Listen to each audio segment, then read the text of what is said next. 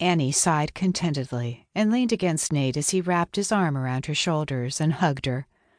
The cab took off at a gentle pace, and she thought she could still hear everyone shouting their good wishes as they pulled away from the boarding house, heading down O'Farrell to Market Street. "We aren't too late, are we?" Annie'd been afraid they would never get away from their well-wishers, but Nate's best man made it clear to everyone that they needed to leave right at 7 so they wouldn't miss the last evening train from San Francisco to San Jose. "Don't worry, love." Nate kissed the top of her head. Everything had been such a whirlwind since their impromptu decision on Friday to get married immediately.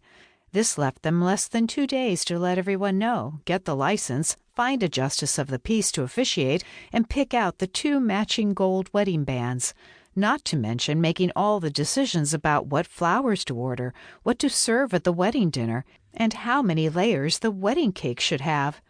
Of course, it was her faithful servants, Beatrice O'Rourke and Kathleen Hennessy, who did most of the actual work getting the boarding house ready for the ceremony and reception.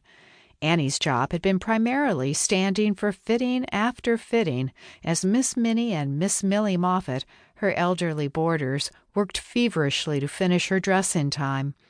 But all the hustle and bustle was worth it, to be sitting here in a cab, alone with Nate, looking forward to her first night as his lawfully wedded wife. If only they didn't have the 2-hour train trip to San Jose, plus the buggy ride to his parents' ranch, and the inescapable social niceties with his family between now and then. Annie sighed again, not quite as contentedly. "What is it?" Nate whispered with concern. She snuggled closer. "I'm being silly, but I sort of wish we weren't taking off to see your parents tonight. It seemed preferable to staying at the boarding house with everyone. Well, you know what I mean." Annie felt rather than heard Nate chuckle as he pulled her tighter. She traced the intricate flower pattern of her silk brocade, remembering the look in his eyes when she'd appeared at the top of the boarding house stairs a few hours ago. He'd been waiting below her on the landing where the ceremony was to take place, and she thought for a moment he was going to forego the whole ceremony and just carry her off to their bedroom. The cab suddenly felt too warm, even though it was one of the usual chilly summer evenings of early August. She smiled, thinking about the summer night just over a year ago when she first rode in a cab with Nate Dawson. She'd only known him a few days, and he was escorting her home from a rather eventful St. Joseph's Parish masked ball.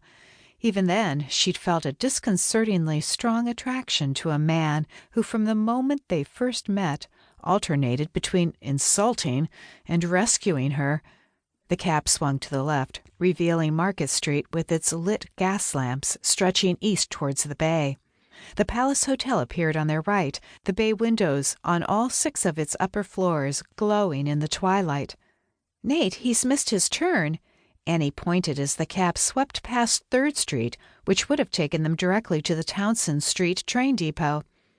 "Slight detour," he murmured in her ear, and the cab made 2 abrupt turns, first right onto New Montgomery Street, and then left through the arch that led to the central courtyard of the Palace Hotel, a building she'd only ever seen from the outside.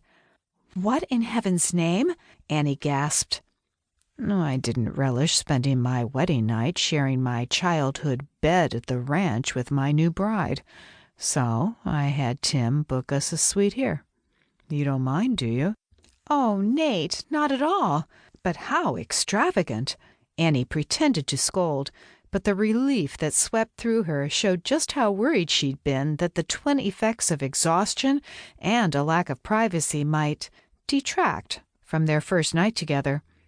Nate helped her step down from the cab, looking around the courtyard, enclosed on all 4 sides by balconies. She craned her head to take in the grandeur of this, the largest and most elegant hotel west of the Mississippi. The rows of 5 globed chandeliers along every balcony created the illusion they were looking up through a swirl of starlight into the softly glowing glass dome that covered the courtyard and the 7th floor promenade. Taking her hand and tucking it into his elbow, Nate gently led her through the entrance to the lobby, where they were forced to hesitate by a crowd of men in black formal evening clothes and elegantly attired women in jewel-toned gowns.